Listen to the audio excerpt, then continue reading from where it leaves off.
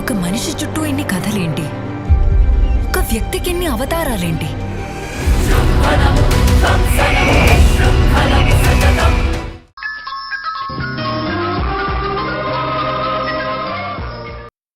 అందుకే నా గురించి ఇంత బాధపడుతుందా? మరి నిజంగా తను మా అమ్మ అయినప్పుడు నేను మీ అమ్మని కాదు, ఇంక నన్ను అలా పిలవకు, సంధ్య మీ అమ్మ, ఆమెనే ఇక నుంచి అమ్మ అని పిలువని నాతో ఎందుకు చెప్పింది తాతయ్య? నాకు తెలుసు తాతయ్య, సింధు ఆంటీనే మా అమ్మని.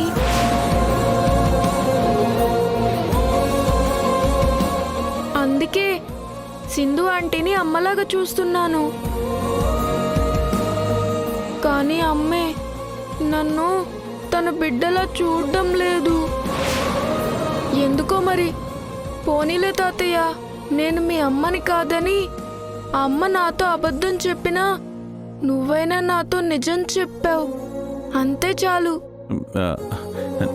నేనేం చెప్పానురా? ఇంతకుముందు నువ్వే అన్నావు కదా, అమ్మన్న తర్వాత బిడ్డ దగ్గుతూ ఊపిరాడక అల్లాడిపోతుంటే బాధపడకుండా ఎలా ఉంటుందని. అన్నాను అంటే పిల్లల కోసం కన్నతల్లే కదా తాతయ్య బాధపడేది.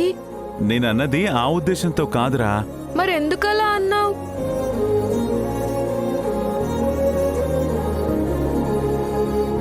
ఎందుకన్నానంటే ఇన్నాళ్ళు నువ్వు సింధుని అమ్మా అమ్మా అంటూ ఎంతో దగ్గరయ్యావు కదా, తన మీద ఎంతగానో అభిమానం చూపించావు కదా. ఇప్పుడు ఒక్కసారిగా తనెవరో తెలియనట్టు ఒక పరాయి దానిలా దూరం పెడుతూ నువ్వు ప్రవర్తిస్తుంటే బాధగా ఉంటుంది కదా అని అన్నాను. అంతే తప్ప సింధు నిజంగానే మీ అమ్మ అనే ఉద్దేశంతో నేనేం మాట్లాడలేదురా. నిజంగా ఆ ఉద్దేశంతోనే అన్నావా? అవునానా? నన్ను క్షమించరా. నేను చెప్పింది నిజమని ధైర్యంగా నీ ముందు ఒప్పుకోలేని అసమర్థుణ్ణి. నేనలా ప్రవర్తించడానికి కారణం ఆమె తాతయ్య. నేను పరాయిదాన్ని అని తనే చెప్పింది. అప్పుడు నేను ఎంత బాధపడ్డానో మీకు తెలియదు తాతయ్య. ఊరుకోరా, ఏడవకు. సింధు అంటే మా అమ్మ కాదుగా, ఆమె కోసం నేనెందుకు ఏడుస్తాను? రే Rishi,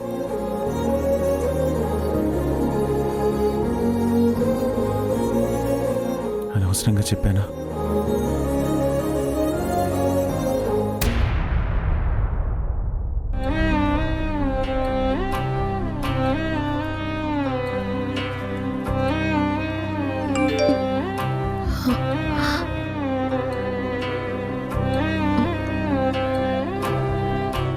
Where is the photo for the article?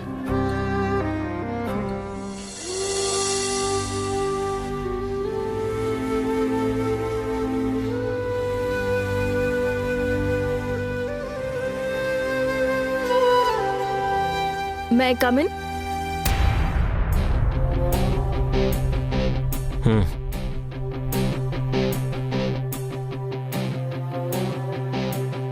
ఏంటి? అది నీకెలా చెప్పాలో తెలియడం లేదు. అదేదో చెప్పాలనే కదా నా దగ్గరికి వచ్చావు. మళ్ళీ సస్పెన్స్ బిల్డప్ దేనికి? నువ్వు నేను కలుసున్న ఫోటో ఒకటి కావాలి. దేనికి? ఫ్రేమ్ కట్టించి ఈతనే నా భర్త అని అందరికీ పబ్లిసిటీ చేస్తావా? నా పరువు తీస్తావా? ఇప్పటి వరకు నువ్వు నన్ను బాధ పెడుతూ వస్తుంది సరిపోలేదా? హలో, మ్యాటర్ తెలియకుండా నీ ఇష్టం వచ్చినట్టు మాట్లాడుకో. నేను నా భర్త అని చెప్పుకునే అవసరం కర్మ కానీ నాకు పట్టలేదు. ఈ జన్మలో అది మళ్ళీ రాదు. మరి మన ఫోటో దేనికి? ఈ మెసేజ్ చూడు. ఏంటది? నీకు కళ్ళున్నాయి కదా, బాగానే కనపడుతుంది కదా, నువ్వే చదువు.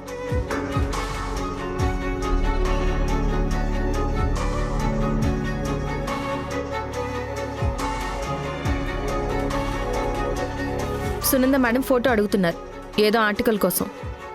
నాకు ఇష్టం లేదు. ఫోటో పంపించకపోతే మేడం మళ్ళీ కాల్ చేస్తారు.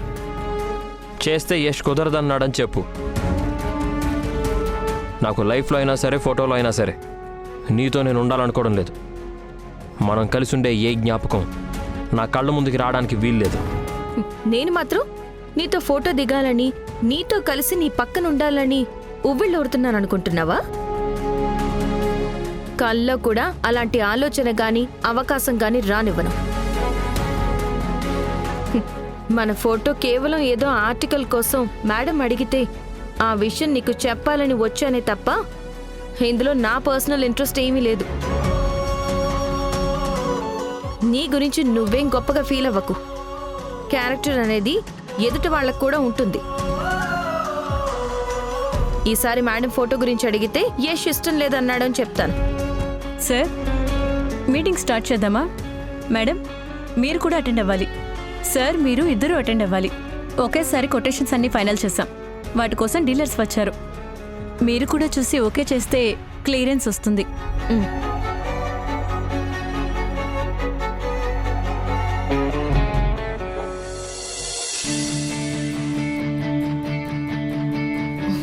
Hi ma'am. Hello sir. Hi sir. Take you seat.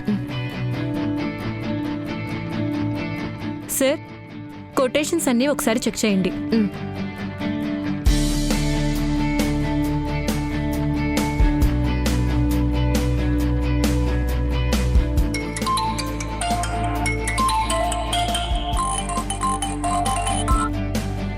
Hello madam. Sindhu, నువ్వు యష్ కలిసిన ఫోటో అడిగాను కదా, ఇంకా ఫార్వర్డ్ చేయలేదేంటి? మీరు అడిగిన ఫోటో గురించి యష్కి చెప్పాను మేడం.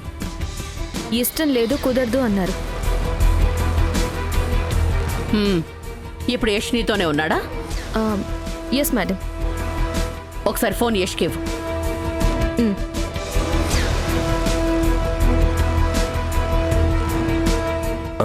చెప్పండి మేడం.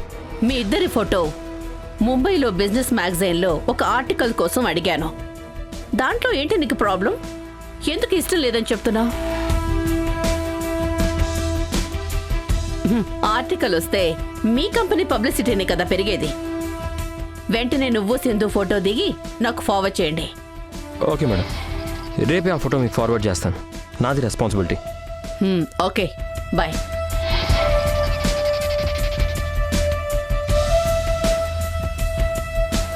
మీటింగ్ ఈజ్ ఓవర్, మీరు వెళ్ళొచ్చు. మరి కొటేషన్ ఫైల్స్? నేను చెక్ చేసి పంపిస్తాను, మీరు వెళ్ళండి. Okay okay sir. రోజీ, నువ్వు కూడా వెళ్ళు. సునంద మేడం మన ఫోటో కావాలంటున్నారు. అదే విషయం నేను ఇందాక నీతో చెప్పాను కదా. ఓకే, అదంతా లేవి. ఫోటో ఎప్పుడు దిగుదాం? నేను అడిగినప్పుడు నువ్విష్టం లేదన్నావు. ఇప్పుడు నువ్వు అడిగితే నాకిష్టం లేదు. ఏ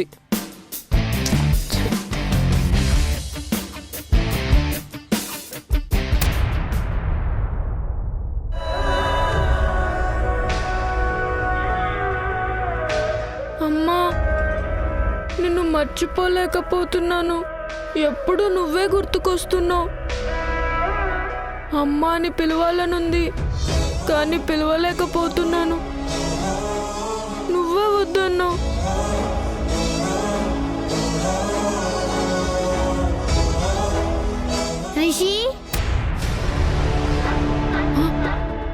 అమ్మా, ఈ డ్రాయింగ్ శశి చూసిందంటే ప్రాబ్లం అవుతుంది. సింధు అమ్మ బొమ్మ ఎందుకేసావని నన్ను తిడుతుంది. దీన్ని ఎక్కడైనా దాచేయాలి.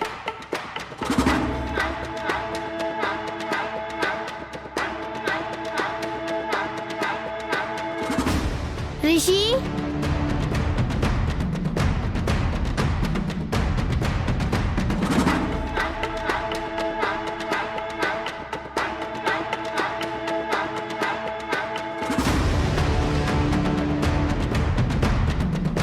పద శశి, ఆడుకుందాం.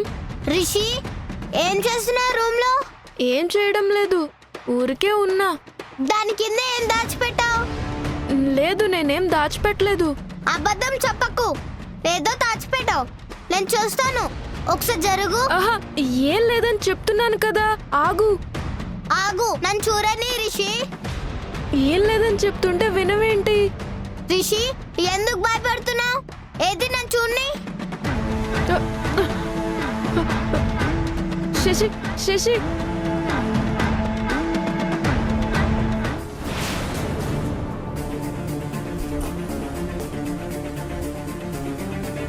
అమ్మా, గ్రాని. వాళ్ళని పిలవకు. అమ్మా, గ్రాని. వస్తున్నా. ఏమైంది శశి, ఎందుకు పిలిచావు? చూడు గ్రాని, వీరేం డ్రాయింగ్ చేశారు?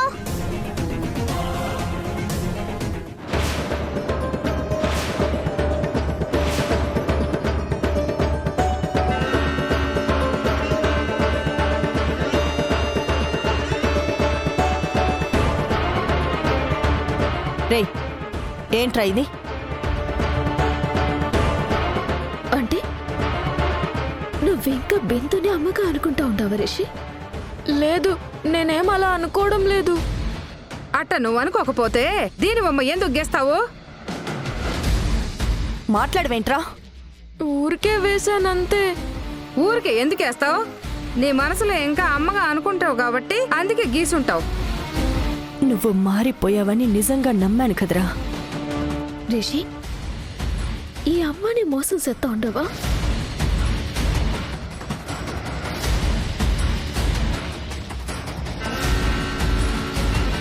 నేనెవ్వరిని మోసం చేయలేదు. మరి దీని డ్రాయింగ్ ఎందుకేసాం? అమ్మగా దీన్ని మర్చిపోలేకపోతున్నావా? ఆమెనెప్పుడో మర్చిపోయాను.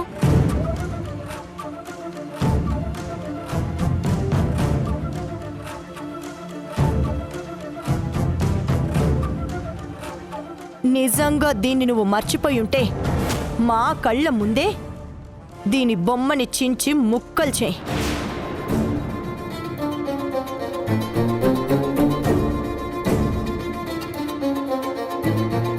మాట్లాడవేంట్రా? చించి ముక్కలు చేయి. ఈ డ్రాయింగ్ చెప్పే రిషి. ఇంకా ఏంది రిషి ఆలోచిస్తా ఉండవు? అమ్మే, వాడికి ఇంకా అమ్మ బొమ్మ సింపడం ఇష్టం లేనట్టుంది.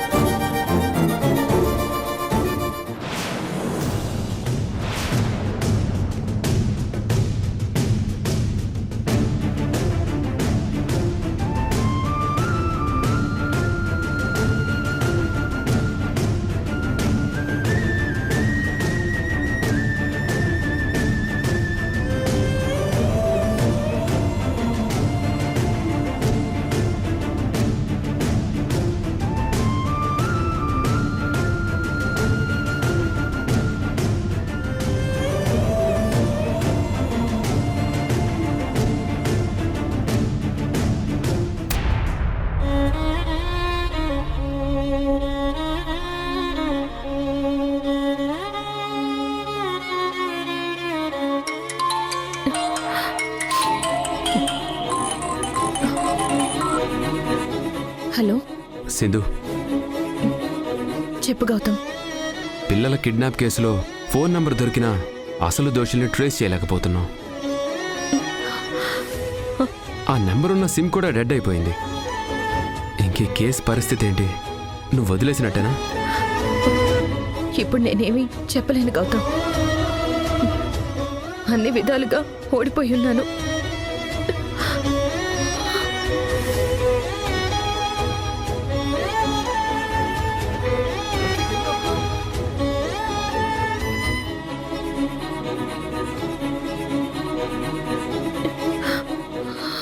సింధు, దేనికమ్మా బాధపడుతున్నావు?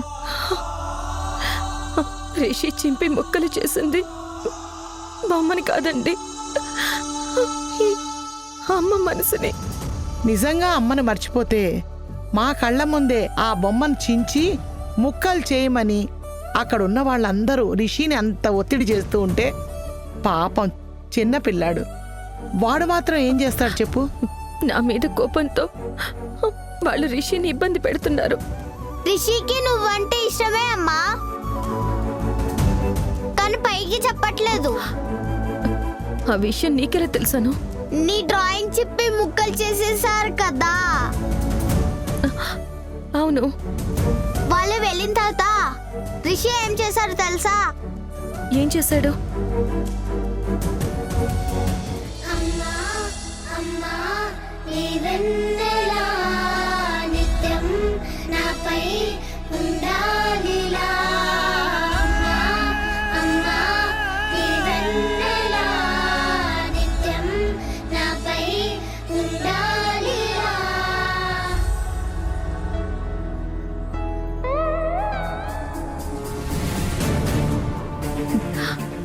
కిడ్నాప్ కేసు నేను వదిలేస్తే ఎప్పటికీ ఆ ఆధారాలు దొరకవు. రిషి శశి నా పిల్లలు అని నిరూపించడానికి ఈ కేసు నాకు చాలా ఫేవర్ అవుతుంది.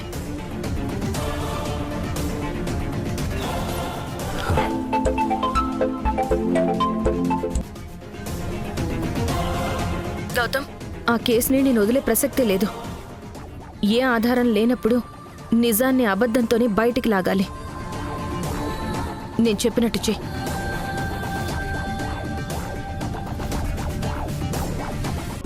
ఓకే సింధు, రేపే కాల్ చేస్తాను. ఓకే. తయారు గారు, మీరు ఈ విషయంలో నాకు కొంచెం సహాయం చేయాలి. ఏ విషయం Sindhu?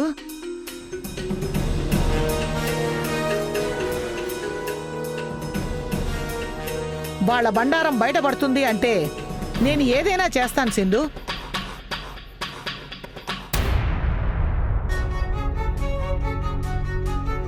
Madam, may I come in? Come on. ఎవరు నువ్వు? స్టిల్ ఫోటోగ్రాఫర్ని మేడం. ఎందుకొచ్చావు? మీతో కలిసి సార్ ఫోటో దిగాలంట కదా, సారే పంపించారు. సార్ పంపిస్తే వచ్చేస్తావా? వెళ్ళి రానని చెప్పు. అక్కడ సార్ రెడీగా ఉన్నారు.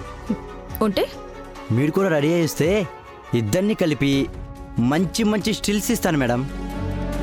మిమ్మల్ని పిలుచుకురామని సారే నన్ను మీ దగ్గరికి పంపించారు. సార్తో కలిసి ఫోటో దిగడం కుదరదు అని నేను చెప్పానని ఆ సార్తో చెప్పు. వెళ్ళు. సార్, అది ఏమైంది? మేడం ఏమన్నారంటే ఇష్టం లేదు, కుదరదు అన్నారు, అంతే కదా?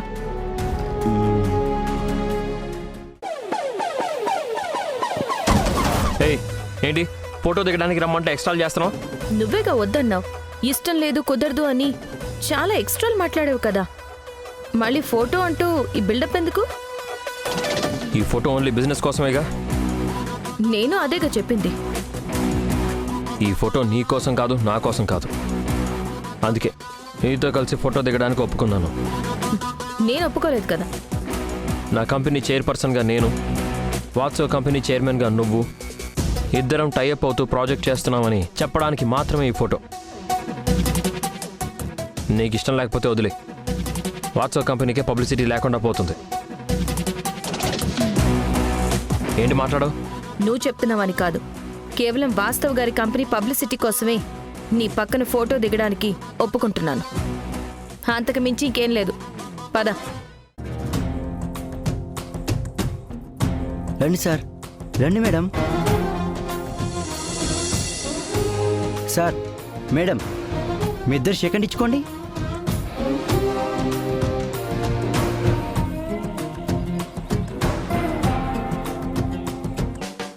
సార్, మీ ఎక్స్ప్రెషన్ చూస్తుంటే శత్రువులు షేకండ్ ఇచ్చుకున్నట్టుంది. హ్యాపీగా నవ్వుతూ ఉన్నాను సార్. Please sir.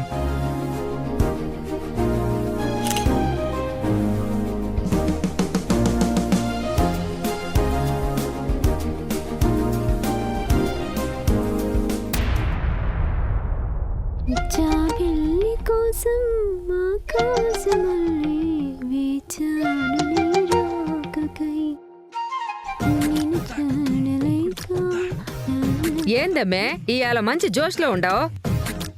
యశ్ ఈ రోజు నన్ను బయటికి తీసుకెళ్తానని చెప్పున్నాడమ్మే.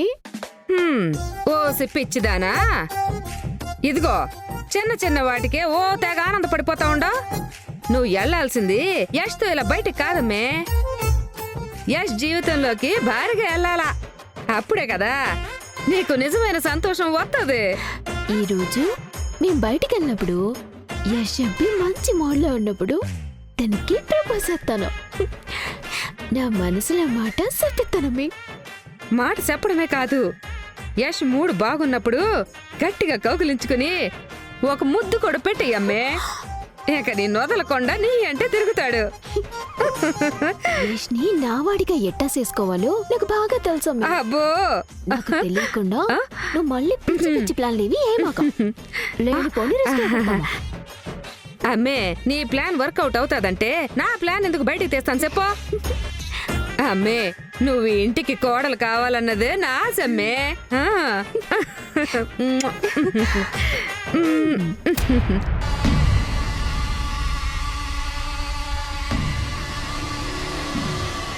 వీళ్ళిద్దరూ ఇంత హ్యాపీగా ఉన్నారంటే మళ్ళీ ఏదో ఎదవ పని చేయబోతున్నారు. చెప్తా. ఏంటి, ఏం జరుగుతోంది? తల్లి కూతుళ్ళిద్దరూ తెగ సంబరపడిపోతున్నారు. ఏంటి విషయం? యష్ అబ్బి ఇవాళ నన్ను బయటికి తీసుకెళ్తానన్నాడు దామత్త. అందుకే ఈ అమ్మి ఎంత హ్యాపీగా ఉండదు అదినా. అదంతా ఏం నిజం కాదు. పిల్లల కోసం నీతో వస్తున్నాడంతే. అయినా నువ్వేంటి అసలు యాక్టింగ్ చేయమంటే ఓ నిజమైన భార్యలా ఇంత హడావిడి చేస్తున్నావు? యాక్టింగ్ అయినా నిజంలాగే కదామత్త. నిజంగా ఇదంతా యాక్టింగ్ అయితే పర్వాలేదు, వేరే ఏదైనా అయితేనే మీరు ఇబ్బంది పడతారు. మా వల్ల మీకు ఎటువంటి ప్రాబ్లం రాదు.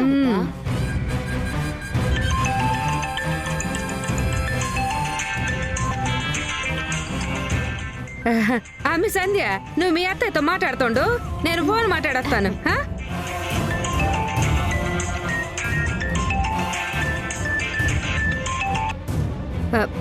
హలో, ఎవరు?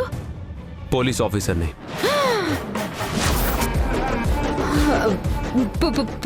Police ఆఫీసరా?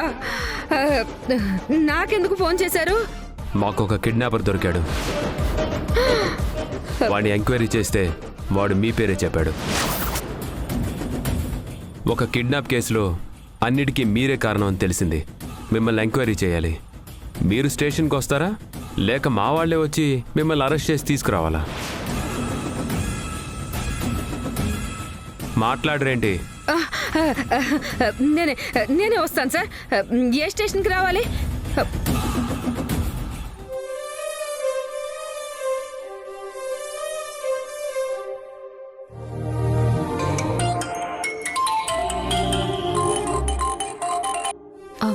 Hello Sindhu, just now కన్యాకుమారికి కాల్ చేశాను. మనం అనుకున్న ప్లాన్ ప్రకారమే చెప్పాను. తను ఎలా రియాక్ట్ అయింది? ఫస్ట్ షాక్ అయింది, కాసేపు నోటి మాట రాలేదు. ఇక స్లోగా ఒక్కొక్క నిజం బయటకు వస్తుంది. కన్యాకుమారిని వదలకు. మీ పోలీస్ స్టైల్లో ఎంక్వైరీ చేసి ఎలా అయినా నిజం కక్కించు. ఓకే సింధు, స్టేషన్కి వస్తుంది కదా, అప్పుడు చెప్తా దాని పని.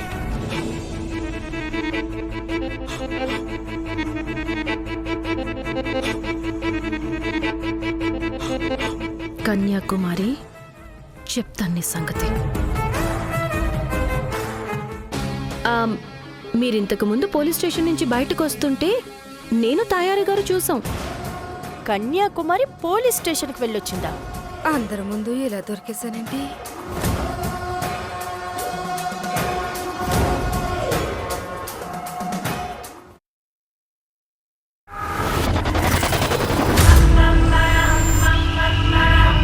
విధ్వంసన్నాపే వినాశనం నేను.